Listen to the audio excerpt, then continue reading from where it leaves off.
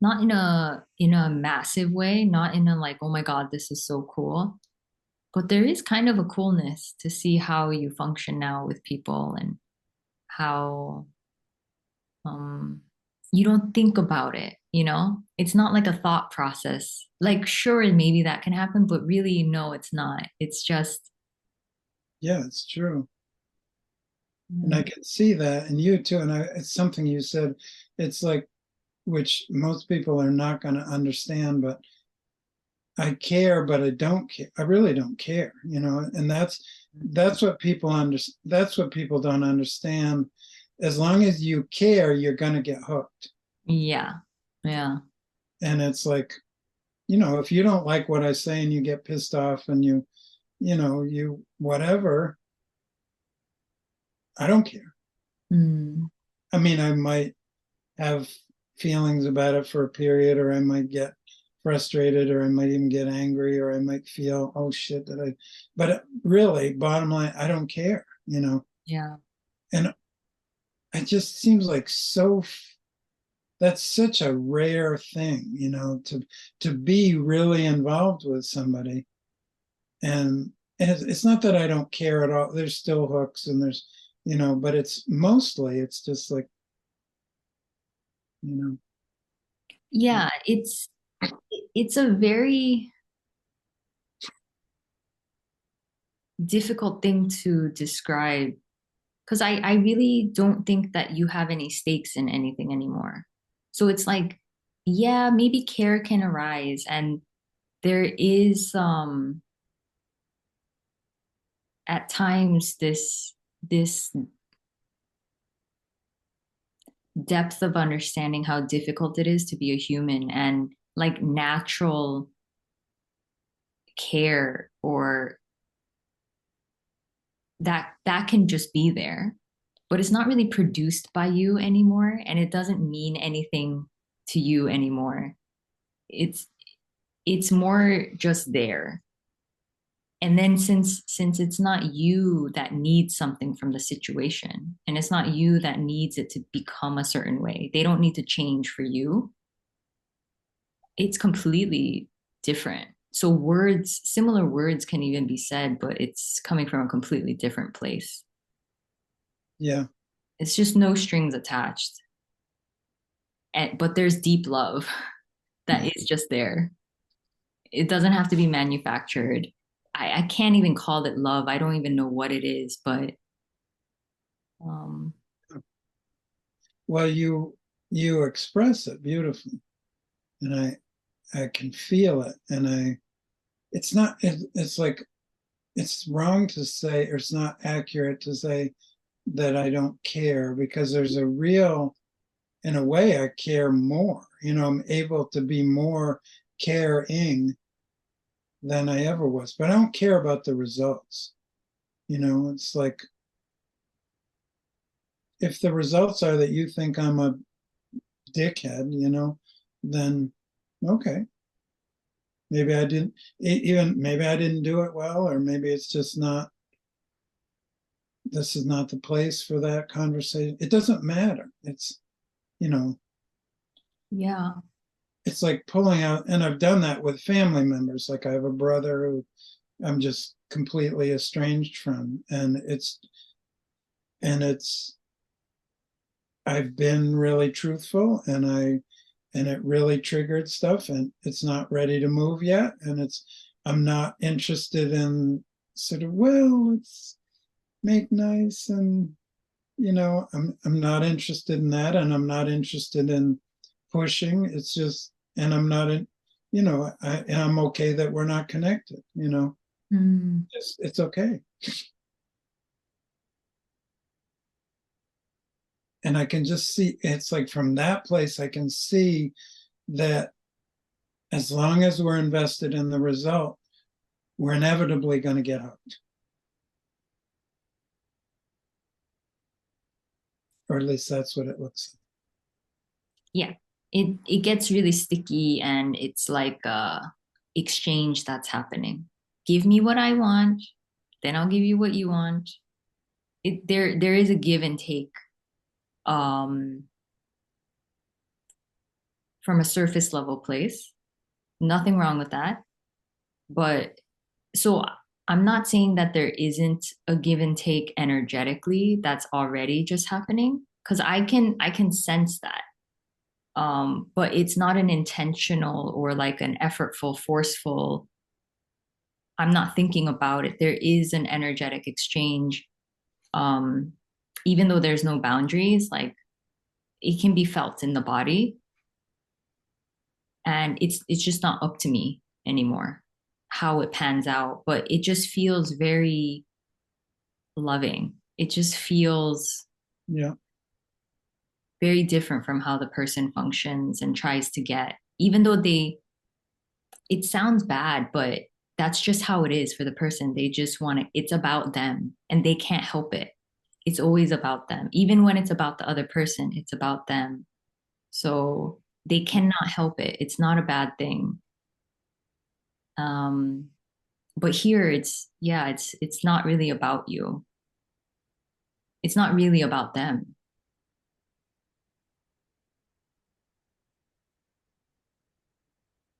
Yeah. I feel that. I can feel all the ways it's been sticky for me, and some that it still is, but it's just sort of like, okay, so it's still sticky. Yeah. Mm, And now it doesn't matter if it arises or not. It's here if it's here. It's innocent.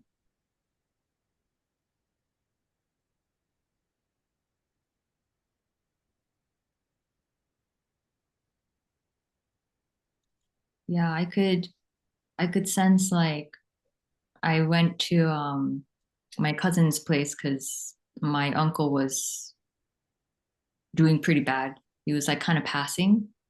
And my cousin asked me, I feel bad asking you, but could you, stay here some nights because my mom just gets lonely. And during my visit there, it wasn't effortful, but I was very caring. I really understood the situation and that they were exhausted from right. taking care of him. But the genuine answer that came from me when she asked me was just, I don't think that I can do that. And that it was such a different answer from how Suzanne would have just felt so obligated, even though she really did not want to. Of course. Yeah. But here it was so simple. It was just like, I get it, but I don't think, yeah, Totally understand. it was just very empty. I also didn't really feel bad. Um, It's amazing, isn't it? yeah. And it's the liberation in that, is amazing. My niece, brother's, my oldest brother's daughter, who was in her 40s, just died a Mm. couple of weeks ago. Just walked into her bathroom, had a heart attack, and never came out. And her young sons found her, and so it was just this huge thing, and my attention was immediately on my brother and his wife, who are really close to the family, and just whatever I could, whatever I could do and whatever I could, it was just, but it didn't, wasn't devastating for me. It's just, I don't, I don't feel that way about death. I don't feel, it's just, well, yeah, Yeah. that happens. Hmm. And it didn't mean I was callous. I was actually very present and very close to the people involved, but it's just different. Yeah. You're not affected by death in that way. Death isn't a bad thing. It's not a good thing. It just is what it is. It just has almost, I can still feel tugs in myself, but it just, if I was told I was going to die tomorrow, I'm sure there would still be feelings that would come up. But um, in this case, it just, other than caring for the people involved, there was no real charge about it. Yeah. Yeah, I completely understand.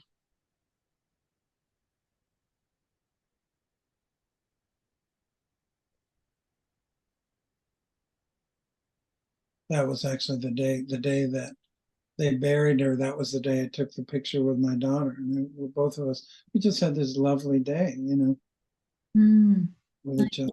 You know, it's like, oh, okay, get to spend the day with my daughter. yeah, How cool is that? yeah, It's very different to not have the charge to everything. I know. It's completely different.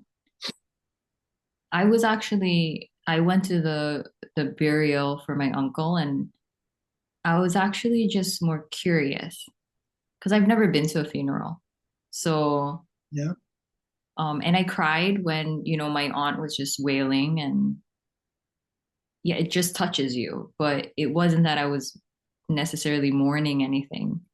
no, I understand. It was Yeah, clear that, he never existed to begin with, but I understand that he did feel real for them, and this is a massive transition for them. But there was just no sorrow in the whole thing. It was just kind of like just a curious observing that was happening. And yeah, just that's cool. interesting. Yeah, the one time that I really cried at Emily's burial was her my brother's current wife, who's she's like a step um, mom to the woman who died. Um, and I just gave her a hug, and I could feel her sadness, and I just started to cry, you Hmm. know, and I cried pretty hard for like a minute, and it was just like, I don't know where that came from, but there it was. I didn't, I just let it happen, and Yep. you know, Yeah, when his daughters gave speeches and they were choked up and was crying during their speech, like I definitely cried. yeah, It just happens. You just yeah.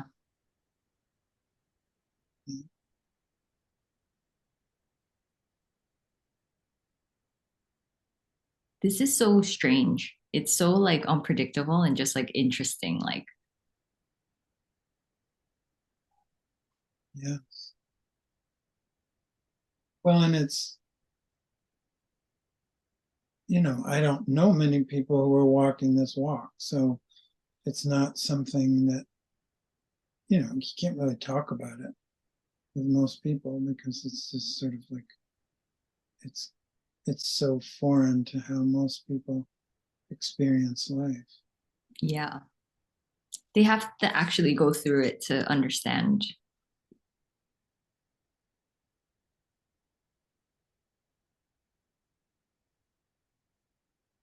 There's a question that comes up. It's like part of what I hit in that frustration is last that I was telling you about last night, or just sort of that it comes up here. I can feel because I can feel all this, and I can still feel.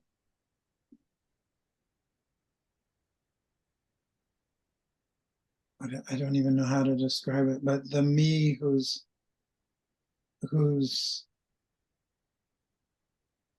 vision is veiled, or it's like when you say about your uncle, obviously he never existed. It's like I still don't know that, and I most of the time it's like, okay, I don't know that yet, or that hasn't, whatever, that clarity hasn't come, or that opening hasn't come. But sometimes I just feel like shit, you know, to to know this and not know it is so weird, you know? You know what I mean? To kind of know it's true, but not really know. It's like I can't say, you know, as I've said at various points in this conversation, I can't say I don't know yet that he never existed. That's not clear to me. So I can kind of feel that it's true, or it doesn't. How could you say such a thing? You know, it doesn't feel like that, but it's just sort of like, huh, I can't see that yet. You know, it's like, Yeah. And that's okay. That's it's not something that's in your control. It's not even important that you see it. It's really not important. Like tell me, how you speak, what you've said to me,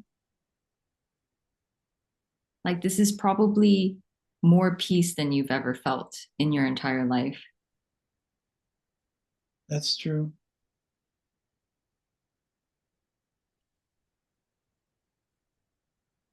And part of the piece is watching and becoming more aware of what isn't at peace, you know, of the energies that are still hanging on or fighting or battling or whatever. Yeah. I mean, to be fair, it's like a whole lifetime of that energy of believing one way that it does exist, that it is responsible for everything. Yeah. And believing that big time. I mean, I was just like, it's like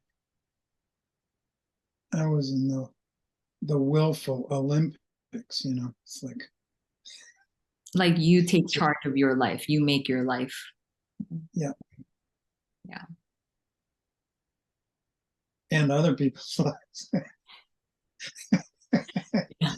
You know, why stop at one? Yeah.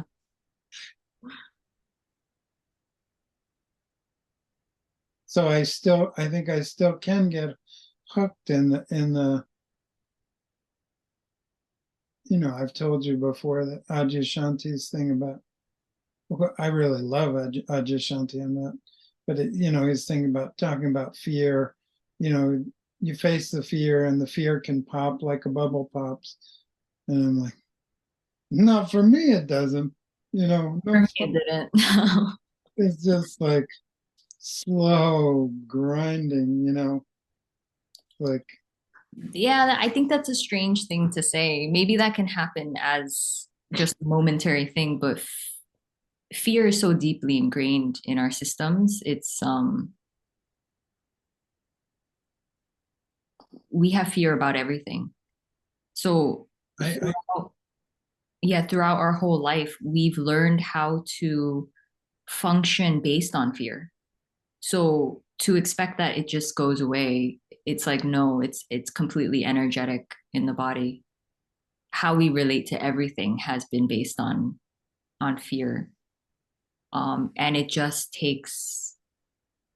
it took a lot of time here to just see it for what it was. Like, yeah, why am I afraid? So for you, like, what's the fear of this just being exactly the way it is?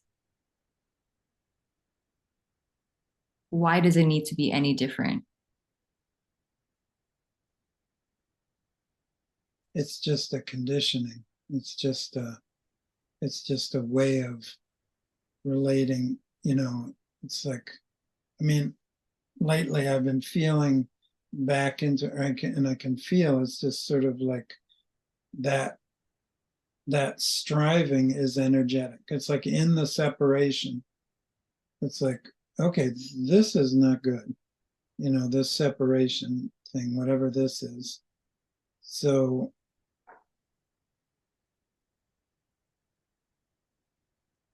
I got to do something, you know, and that became my orientation to life, you know, to help myself, to help other people, to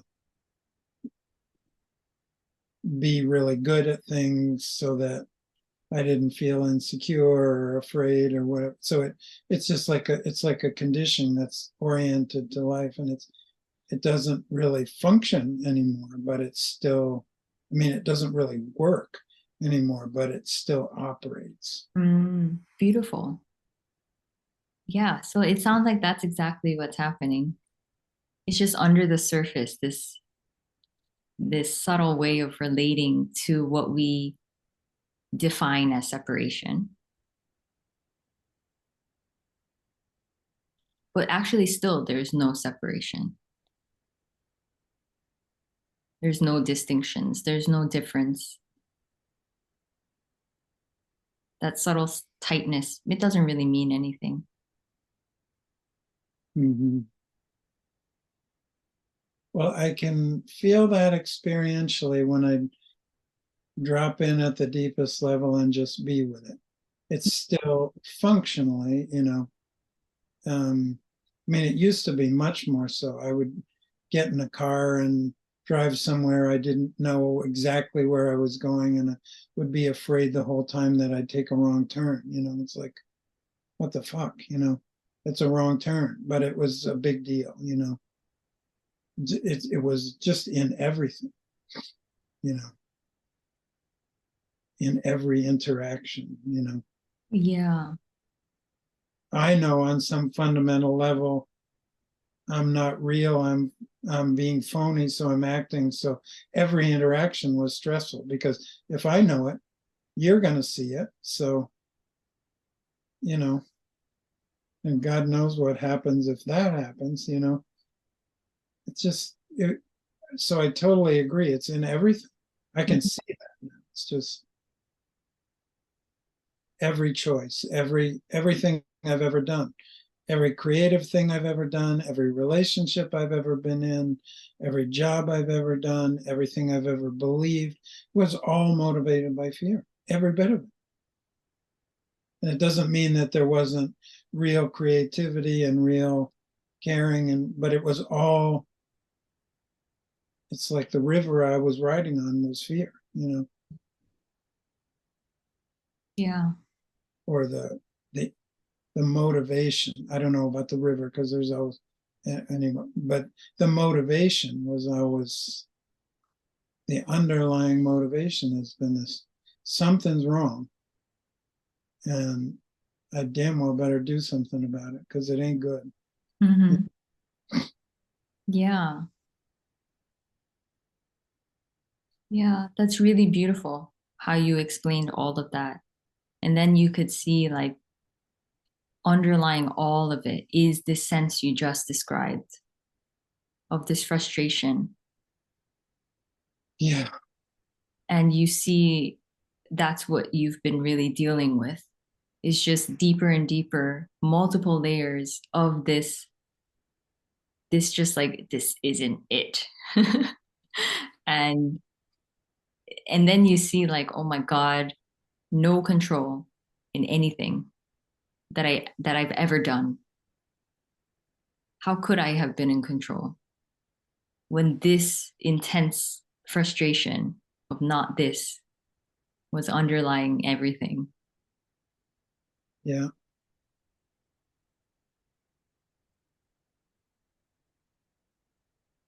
So you have no control over that. It's just here if it's here. I guess this is where I still get hooked by this, what I was saying early on about, the spiritual teachings about awakening, because it just all starts to feel like another, it's like the phrase came to mind the other day that inquiry feels like trying to pull crabgrass with tweezers. It's just like, it's like, it's impossible. It doesn't, I know it works for some people, but it's just like, oh, it's just, It might work on the surface level. It might help unblock a little bit of um yeah, the surface level stuff, but I think there can be subtler ways of just being curious about certain things. it's not that you get a definitive answer. Um, but anything that becomes a practice, it just kind of inevitably becomes a doing of mine. So that's the stickiness of it. But when it comes naturally, where it's not inquiry anymore, it's just a natural curiosity that arises, and I did not produce it because there's just a natural refinement that's happening to more and more freedom, more and more nothing, more and more emptiness. Yeah, But yeah, anything becomes a thing for the person to do, to latch onto, to wrap itself around. It becomes another tightness. that's very interesting. That's exactly how it feels. It's not, it's not a, whatever, an internal motivation. It's something external. And it's, oh, maybe if I did that, then this thing would happen to me that, and it's just, it just gets all fucked up before, you know. I know. Mm. There's a interesting dance of, yeah, marketing or like promoting and this, because this is about being really genuine and authentic for either party, you know? It's not about trying to get something or this will lead to this, because it's all just mind projections. Right. But if you can meet from just an empty place of, let's see, which I know that you do, um, there's just a sweetness to it. And I think it's more about like a natural trust that's there where you know that there's such a non-belief in the thoughts that there is no judgment in whatever you say, in however you are. And there is no marker of value in any way. It just does not matter. Yeah, I mean, uh, I would say that there's still, I still notice where there's belief in thoughts, you know, it's sort of like, oh, I'm caught in a, you know, in a thought loop around this particular situation. So, but I, on a fundamental level, there isn't a belief in them. Yes, Mm, I can exactly. still, I can still get hooked. I still do get hooked, but it's, you But know, I still get into mind loops as well. Like if the body doesn't feel well, I'll kind of go around all of the possibilities and like, but like you said, underlying it, I'm still not really hooked, but the mind will still go. I think that's normal. It's trying to problem solve. So you don't need to think that that needs to disappear. It's just more, it's seen for what it is. It's used as a functional tool.